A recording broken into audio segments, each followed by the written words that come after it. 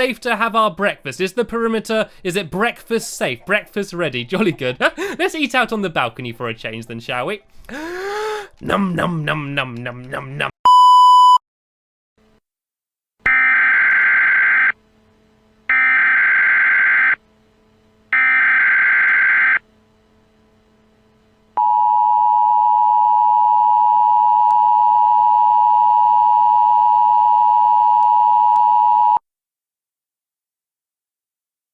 The following message is transmitted at the request of the United States government and the National Aeronautics and Space Administration.